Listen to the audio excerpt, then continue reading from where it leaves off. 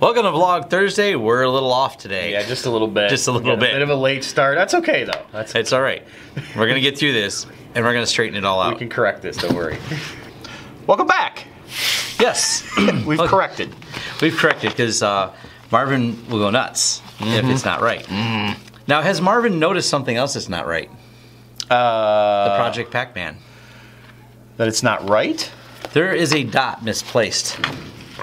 Somewhere in the office? Yes. Oh, you dirty sons of... I know.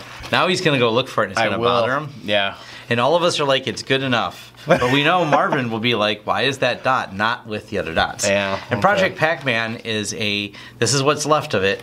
We are just doing Pac-Man all around the office. I'll insert video here for Pac-Man. Yeah, office decorations and art and things like that. You know, we got to style things to make sure we got Super Mario in the bathroom, we got Pac-Man in the hallway. Yeah. So these are important aspects. Because you eat. Yeah. And then something go like visit that. Mario. That's how that works. It absolutely is. Anyways, so we got off to a late start because I was asked to speak at a group, a CPA conference. I don't know what you want to call it. That sounds exciting. Oh, yeah. Wow. CPA conference. Tough crowd. Tough crowd. CPA conference / insomnia treatment. So I got to stand before a bunch of accountants, and we went off topic several times because they want me to talk for 2 hours. Now, I actually specifically am generally my talks are always 1 hour. That's how they budget it. And when they say an hour, they mean 45 minutes because you got some intros and you have some Q&A follow-up at the end. So there's like a cadence I do. Is I do a lot of others public speaking engagements, and it's always the same, other than when they're short talks because they're like something real brief. But they wanted me to talk. I thought they said for 2 hours. Turns out they want me to talk for 2.5. So whoa, okay. Yeah, that's why I was so late getting here. Well, you would think accountants could account for that better. Yeah, some clarification. They also did a lot of things verbally, but nonetheless, it went really well, and we went over by 5 minutes. What were you speaking to them about? So we started with social media, and we mostly stayed on the social media topic. We occasionally got way off topic because we jumped into a lot of cybersecurity questions, which is another thing it's funny, when I was done, before I got back to the office here, we're starting up to record, my phone rings, and it's the person who runs the ZPA thing. They want to invite me back to speak again, which was exciting. Didn't get enough of you. They couldn't get enough. So that's why I said, it's finally seen who it was. I'm like, so you didn't hear enough of me? And I was like, wanted to open up lighthearted. I was making sure it wasn't a complaint for getting too off topic, but he actually said he already got a lot of positive feedback, and I had noticed right away a jump in views, even as soon as I checked my phone, how many extra people have viewed our Facebook page and things like that. So that was kind of exciting. Cool. And yeah, social media, cybersecurity, and password management, and some security practices, which I still been wanting to do a video on, which is going to be forced to do a video because if I put all the content together to do an entire small business security talk, that's definitely going to go on YouTube as well. So, all free, folks. All free. This is free. Speaking of free, that's always interesting. So a customer came in and they want to know how to remove a password on Windows 10. And I guess they figured it out. They sent me a message on Facebook last night. But I told them, they're like, well, what are you going to charge me for the video? Because I told them, if you didn't want to pay us, we have a video on how we do things. And it's funny because there's always what's the catch? I'm like, there's no catch. We make an explainer video on how to do things, how we do a lot of the tech things, and there's not a catch. This is part of the way we work because people find us. It's a little bit of marketing, so I guess there is a catch. We do things, but we give them away. I don't hide things behind paywalls or email lists and things like that. Maybe I should, but I'm doing well by just being upfront and honest. And companies that go, that looks interesting that you made a video on it, but I would rather hire you to do it, then that's my clients. People who want to do it themselves, they were determined to do it themselves no matter what. So they're not my client, but it still attracts more attention to my website, and more people contacting us is generally good for business. There are a lot of businesses, though, that do put that stuff behind a paywall of some kind. And, they lure you in with, 3 easy steps to do this. But if you really want to know how to do it, you can buy our video package. Right. Or whatever. So yeah, we've always just steered away from that. I don't know. Being a little bit different. So, interesting, kind of segues into, but related to, Microsoft contacted us again, and it turns out my excitement was, they wanted to bring us out for another talk. But after talking to them, we found out they want to bring us out for 3 talks. Woo! And this is indirectly, but somewhat related to my YouTube channel. I don't cover a lot of the Microsoft stuff I did on there or Linux stuff because I have a podcast that I co-host with a few other people, which actually gets recorded here in the same studio. And my co-hosts, we have the SMRL podcast. So that's a lot of fun. And we were flown out earlier this year to Seattle to interview executives over at Microsoft. And it was a great time. We're a Linux podcast, and Microsoft's doing some Linux stuff, so they wanted us to talk to them.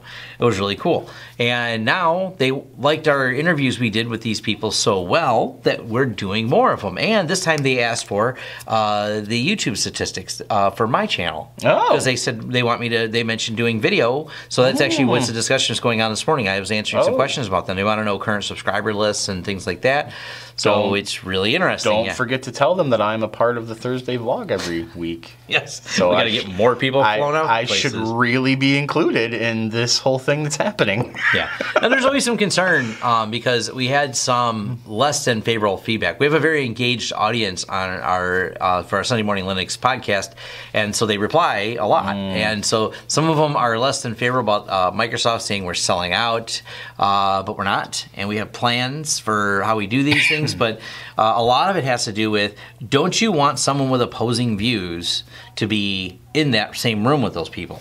Now, the other thing we're doing is we're encouraging some of the people inside of Microsoft who do have interest in doing things in the market. And when we're doing things in open source, you can always fork the project.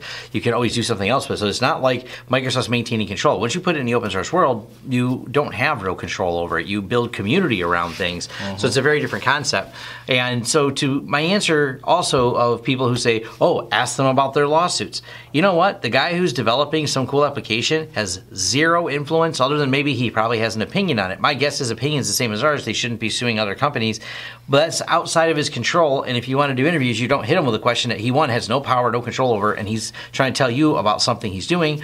And we've got that impression before when we went to the Microsoft conference that there's a lot of people who don't agree, but they work for a company because this is the company that is a market leader in certain industries. You can say they should all quit their jobs, but that's not the most sensible way. The idea is they should help guide and foster change in the company, and we have seen the company change. Got my reservations about Microsoft, not selling out, but I like the idea of having someone like us who has opposing views and prefers Linux, and that's why they have us there, is they want to, I know their goal is to win us over, but we're skeptics, and it's all good. You know, it's seeing both sides of the equation here. If they take the steps to win you over, though, I mean, then you have affected change then. If they, if you get them to do that, they make the changes that you. Oh, hey, look at that. Calls from everywhere. So it's it's not about selling out as much as it is. Yeah, you see that, and Microsoft is making changes as a company. They're giving away a lot of stuff and putting their talented developers that they do have on projects that then get released to the public. That just serves the greater good. So you can't really say that Microsoft or we're selling out to them. They've actually come over to this thing that we've been advocating for years that Bill Gates and Steve Ballmer, the previous administration of Microsoft, had no interest in doing. So there's a big change you see in that. Change is a-coming. Change is a-coming. Feel the winds of change. Yes. Yeah? No? Okay, whatever. Yeah. Speaking of more free stuff, if you want to stay on the free stuff thing, I want to give a shout out to Michael Crossman from ServPro. He gave us some pretty cool swag yesterday. Got, it's a spongy van.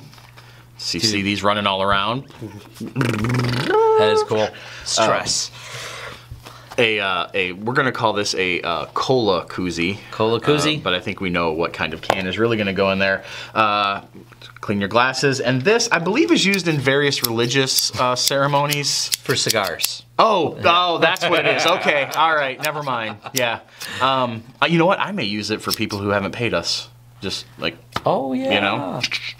But anyway, thanks, Michael. Great presentation you gave yesterday at our Connections meeting.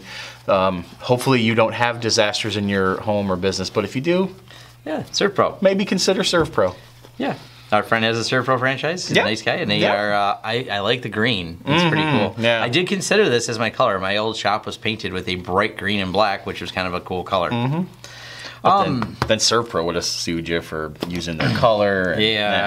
Well, they don't have hexagons. We have hexagons. But that's true. Oh, which someone brought up, and I don't know if that same person had replied to them asking the question. Those are pentagons, aren't they?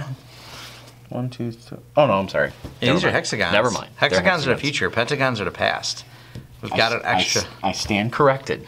I stand corrected. If you're really forward-thinking, you do dodecahedron. I just like the word. It is a cool word.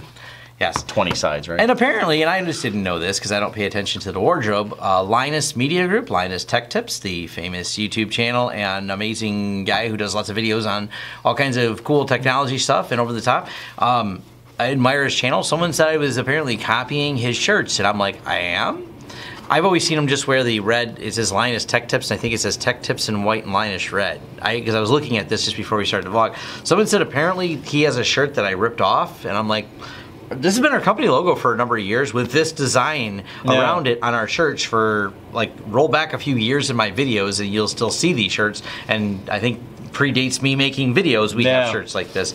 So I like, someone's like, oh, you know, you ripped them off, blah, blah, I'm just letting you know. And I'm like, I didn't even, maybe I just don't know, I haven't really searched it. I mean, does he sell a lot of swag? I know he mostly talks about hardware, and I've never paid attention to his wardrobe, so. Did you find anything with his logo then say, again, it looks like ours, or it doesn't? It's not his logo. He just happens to have a shirt with that pattern so it's not on even it. his logo. No, it's not his logo. Interesting, okay. Yeah, so apparently he sells a shirt on there. So I guess that's the question. I don't know when he started selling these shirts, and it wasn't clear when I searched up Linus shirts for sale. I don't know when they started selling them. So I guess it's why do I care? I don't know. I really don't. These are the problems I have occasionally. If someone comments on YouTube, some random person that I don't know, to say you ripped this off, and I know now I'm like down the rabbit hole. Tom can't let it go. Just got to let it go, man. I do. Haters gonna hate. Yeah. You know.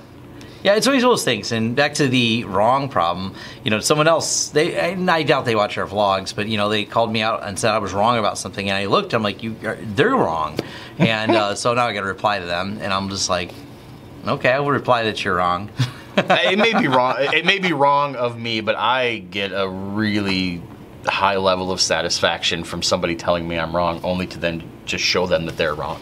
Yeah, there is. It's a really There's a great German word feeling. for it, I'm sure. I'm sure there is. They have a German word for everything. Yeah. What was the I guess it would be related to Schadenfreude. It's like Schadenfreude. That's it's related to it, I suppose.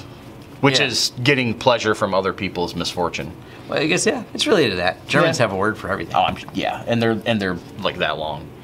On an interesting note, we had to work on our server we built. That, you know, of course, that once again, someone tells me that I'm using a card that's not compatible with FreeNAS, but it works. And I've said it's been supported since FreeNAS 9. This one, someone else recently called me out on this one, and I'm like, it works. Where do you see it doesn't work? I even Googled the forums and didn't even find people complaining about it in the forums. Well, they did in 2012 before they had support for it. So it's been supported for 5 years. Anyways, yeah. We something unusual. We had some airflow problems with the server, so we closed up the vents on it to change the airflow. No big deal, but we did something we don't normally do. We properly used duct tape to close the duct, because we duct taped the server. You can do that? I know, because people don't know that you actually can use duct tape for that. That's actually kind of interesting. So we were kind of laughing, and some of the comments ended up on Facebook like, you actually use duct tape for its intended purpose. I'm like, that feels kind of weird. I can't remember the last time I've used it for its intended purpose. Yeah, yeah. So we fixed a friend of mine's in his car. His what do you want to say? Like, I guess you were going to call it duct. Anyway, the plastic part broke, like on his for his heating system in his car, so it was just blowing the air all. So we put duct tape on there, and then his car smelled like pancakes. Yeah. I'm assuming it's the glue they use on the duct tape. It's very sweet. But yeah, when you turn on the heater in his car, it would smell like pancakes. Duct tape pancakes. I kind of miss it. Yeah. Pancakes. We need to make pancakes now. We should have a pancake breakfast here. We should have a pancake breakfast here. Oh, that's a great idea. Pancakes, chill, talk tech. That's a brilliant idea. Which is if I say so myself. Forget what I was going to say next. Oh. So with the FreeNAS build, which leads us to, we're working on some 10 gigabit stuff. We're going to be documenting how 10 gigabit works, and we're changing up our network to be that, which leads me to, I don't know, I'm going to segue into a plane ride. I should post a plane video.